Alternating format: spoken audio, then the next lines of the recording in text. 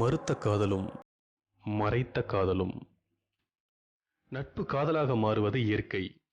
நான் மட்டும் விதிவிலக்கா என்ன? நட்பு என்ற ஆலமரம் உன் அன்பு என்ற புயலில் சிக்கி முகம் குப்புற கவிழ காதல் என்ற தளிர் முளைத்தது. முளைத்த செடியை தண்ணீரூற்றி வளர்ப்பதாய் வளர்த்தேன் காதலை. ஒரு முழு நிலவில் காதலை வெளிப்படுத்தலாம் என்ற எண்ணத்தில் கையில் அலைபேசியுடன் 30 நிமிடங்கள் யோசித்து விரல் நடுங்கி அழுத்திய முதல் வார்த்தை ஹாய். மீதி வார்த்தைகள் அடிப்பதற்குள் அடிப்பாதம் முதல் உச்சந்தலை வரை இடியில்லா மின்னல் பாய்கிறது.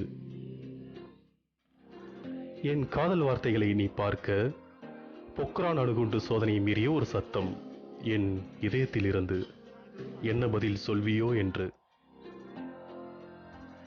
காதல் என்றாலே படப்பட வெடவெட உணர்ச்சிகள் தானா? வேறு ஏதும் புதிதாக ஒன்றும் இல்லையா என்ற கேள்வி உள்ளே. சிறிது நேரம் கழித்து வந்த எதிர்பாராத பதில் உன்னிடமிருந்து. எனக்கு சிரிப்பு வருகிறது. சிரித்துக்கொண்டே நீ என்னிடம் கேட்ட கேள்வி நான் என்ன பதில் சொல்வேன் என்று எதிர்பார்க்கிற? ஒன்றும் சொல்லாமல் அமைதியாய் படுத்தேன். தூக்கம் இல்லாமல் உறக்கம். விடியற்காலை விண்மீன் வந்ததும் அலைபேசி எடுத்து பார்க்க மனம் துடிக்க ஒரு பதிலும் உன்னிடம் இல்லாத ஏமாற்றம். 2 நாட்கள் உன் நெற்குறி கண்களில் படாமல் இருக்க 3வது நாள் அழைப்பு வந்தது அலைபேசியில் உன்னிடமிருந்து. நாம் நண்பர்கள், அவ்வாறே இருப்போம். வழக்கமான பெண்களின் பதில். காதலிக்கும் ஆணிற்கு குறிஞ்சிப்பூ வருடம் முழுவதும் பூத்தாலும் மீண்டும் நட்பு என்பது இயலாத ஒன்று. நீ சரி என்று சொல்லியிருந்தால் திருப்பம் இல்லாமல் போயிருக்கும். இல்லை என்றதும் தான் மனம் உன் பாத சுவடுகளை தேடி ஒரு பயணத்தை தொடர்கிறது. என்னை கடக்கும் ஓரக்கண் பார்வை, நான் கண்ணடிக்கும் போது சுழிக்கும் குழந்தையின் முகபாவனை, உன் பின்னே நடக்கும்போது என் வருகையை புரிந்த உன்னுடைய பதற்றமான நடை, பேருந்தில் உன் அருகில் அமரும்போது நமக்குள் ஏற்படும் இடைவேளையில் ஏவுகணைகள் பாயும், தெரியாமல் உரசும் நம் துணிகள் ஏற்படுத்தும் தீப்பொறிகள் நிலவை பற்றி எரிய வைக்கும். இவ்வளவு அருகில் இருந்தும் நம்மால் முகம் பார்த்து முன்பு போல் பேச முடியவில்லை. தேநீர் குடிக்கும் போது 2 கைகளில் கோப்பையை பிடித்து என்னை பார்க்காதது போன்றும் பார்க்கும் அழகு. நாம் இருவரும் ஒரே நேரத்தில் பார்க்கும்போது பெருமூச்சு விடுவது நான் மட்டுமல்ல, நீயும் தான்.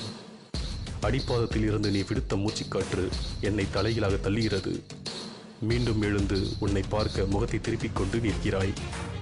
என்னதான் முகத்தை மறைத்தாலும் உன்னுடைய பின்தலைக்கு முன் உள்ள கதிர்வீச்சு கண்கள் என்னை தான் விடுகிறது நோட்டம். இருவரும் கிளம்பும் நேரம் வந்துவிட்டது. 2 ரயில்களில் வெவ்வேறு பாதைகளில் செல்ல ஆயத்தமாகின்றோம்.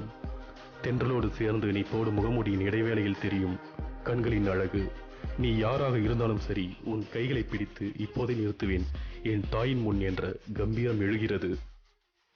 இருவரும் ஒருவரை ஒருவர் கடக்கும்போது ஒரு கணம் மூச்சு அடைக்கின்றது. எனக்கு மூச்சு அடைப்பது சரி, உனக்கு ஏன் அடைக்க வேண்டும்? காதல் இல்லாமல் நட்பாக என்னை நினைத்திருந்தால் என்னிடம் பேசியிருக்க வேண்டும் அல்லவா? புரிந்தது உன்னுடைய காதலும், அதை சொல்வதற்கு தான் பயம். சமூகம் வேறு என்ற பிரச்சனையா? சமூகம் வேறு என்றாலும் நீயும் நானும் வயிற்றில் இருந்தது 10 மாதங்கள் தான் அழகே. ஒரு சமூகத்தால் நாம் காதல் கூடாது என்றால் அந்த சமூகமே நமக்கு தேவையில்லை. இருவரின் மனதிலும் காதல் இருந்தும் நட்பு கலைந்துவிடும் என்று நானும், காணல் நீராகிவிடும் என்றும் நீயும் காதலை வெளிப்படுத்தாமல் எத்தனை காலம் இவ்வாறு நடிக்கப் போகின்றோம்? தினம் தினம் செத்து பிழைப்பதற்கு பதில் உயிர் ஒரே நீட்டமாக சென்றால் நல்லது. உன் காதலை எப்போது சொல்வாய் என்ற நம்பிக்கையில் கன்னத்தில் கை வைத்து காத்திருக்காமல் சமூகம் என்ற இடைவெளியை குறைக்க முன்னேற்றம் என்ற பாலத்தை பயன்படுத்த துணிந்துள்ளேன்.